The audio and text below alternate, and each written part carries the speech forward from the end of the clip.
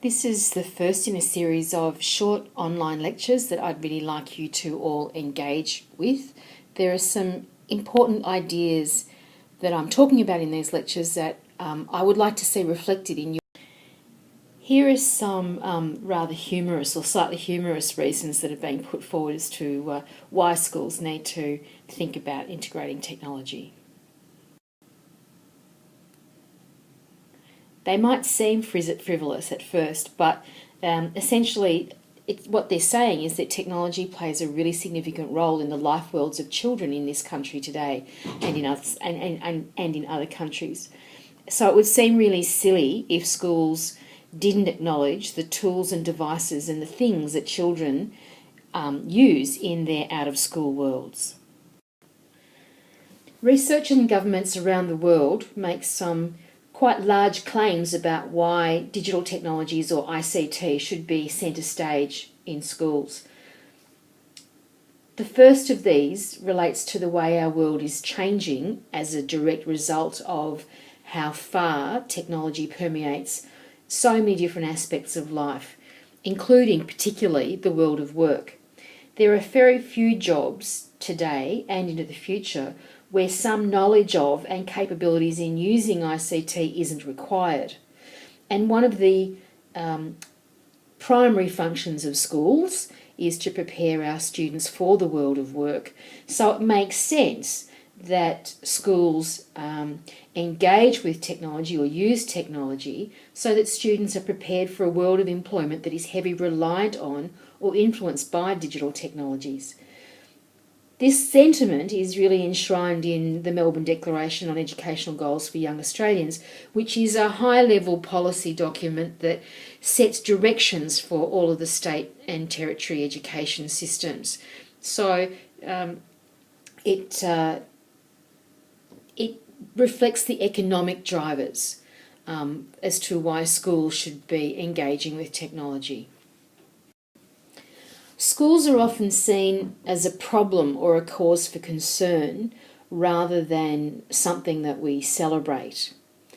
This is quite a common view that's held in the United States, the United Kingdom and Australia. Consider at the moment the focus on the Australian Education Union's industrial action, which is in response to the state government's push towards performance pay. Think also about the policy argy-bargy at the national level around the Gonski report and school funding. All of these initiatives or policies are aimed at fixing the problem of underperforming schools. I hope you got the inverted commas around the word fixing and problem from my tone. Infusing schools with digital technologies is an integral part of the policy response to this perceived problem of underperforming schools. The digital education revolution, which was Kevin Rudd's one of his major policy platforms and which still shapes what happens at the Commonwealth level, provided lots of computers to schools, among other things, and it's full of all sorts of words that you've seen here. Information communication technologies have the potential to transform all aspects of school education. Martin Dixon, the current Minister for Education in Victoria, also talks about ICTs transforming the way that we think about schools. So ICT is seen as an integral part of the solution, a way of fixing the problems of school, of transforming what happens and how it happens in a school. There are lots of claims around the benefits of ICT, particularly benefits relating to improving student learning outcome or student achievement. One of the biggest claims is that ICT prepares children for 21st century employment and equips children or learners with 21st century skills. So the sorts of problem-solving, higher-order thinking skills, collaboration and communication skills, creativity and innovation. So preparing children for a future that is just around the corner or yet to come and be imagined. When it comes to learning, there are lots of other claims about the benefits of technology and digital technologies in particular. I guess first and foremost, ICT is felt to engage children in learning. It makes them more motivated and interested in what's being taught and how they learn. It's what children want because it makes those connections to what they see as an important part of their own lives. Another claim is that it empowers students. It provides opportunities for much more personalised learning, more things like informal learning. Think for a moment about the Khan Academy, which if you haven't heard, I'll have a quick look at it. It's a massive online and open course that anybody in the world can enrol in various subjects and learn. So learning is considered to be far more informal, far less formal on the internet. And that way people can pick and choose from different online resources to learn what they want to learn, what they need to learn, and in ways that they need to learn. So there's this whole push towards more personalised learning. ICT is also thought to provide access to lots of information, online experiences in a way that provides a hope for fairer learning. So those learners who can't go to Sovereign Hill on their Gold Rush excursion in grade 5, which most Victorian children do, can do that virtually by accessing information and other experiences in the online world. I guess another really big claim about technology is it promotes collaborative learning. So we see in the picture on the right-hand side a group of young children huddled around an iPad or a tablet device, learning together. So technology or digital technologies are felt to enhance learners' ability to communicate and collaborate and to pursue inquiry-based learning. So, and then finally promotes more equity in learning. Well, that gets back to some of that, the ideas around personal access to information and online experiences. There's a lot more about the claims around ICT and how it shapes learning in your reading from Jonathan et al.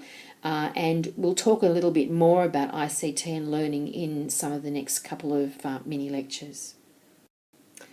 But despite a lot of these claims, there's also some counterclaims or some issues. One of those is that it's really, really difficult to prove what impact ICT has in the classroom. It's difficult to prove causality for any one single factor on learning because, as we all know, there's lots of things that happen together in concert to affect how and what and to what extent a child learns. So to separate out the effect of ICT is somewhat difficult. But also depends on what you are actually measuring. Quite a lot of the studies that claim that technology has no positive impact on student learning, measuring things that technology probably will never have a positive impact on. So you need to be careful about what you're actually measuring. There's another claim that technology or digital technologies is leading to a dumbing down of knowledge. And I've got, if you can make that picture of the blonde a bit larger or Google it, it was American Beauty pageant recently where the contestant was, or the contestant was asked that why did she think that a fifth of Americans can't locate the US on a world map? And her answer is quite delightfully dumb. So ideas of being able to go and cut and paste rather than actually absorb and engage with information leads to this dumbing down. The whole idea of PowerPointlessness, which I guess I'm sharing with you at the moment, is around we reduce everything to dot points rather than go into depth of understanding, which I hope that you will not engage in and that you will do the readings that I set so that these sorts of ideas become richer and your understanding of these ideas become deeper. There's other issues with ICT and learning around is it safe? Is it really safe? And how safe is safe? And there's a whole stack of issues around that I'm not going to go to into this course in particular, but things that you can quite easily research. And within all of this, what is the role of the teacher? What role does the teacher play? Does technology do this stuff just by magic, just because it's there? Or does the teacher have a significant role in shaping the use of that technology? So there's some of the ideas that I'd really like you to start to think about and explore during this course. So that's enough of an introduction for now. And you can listen to the next mini lecture soon.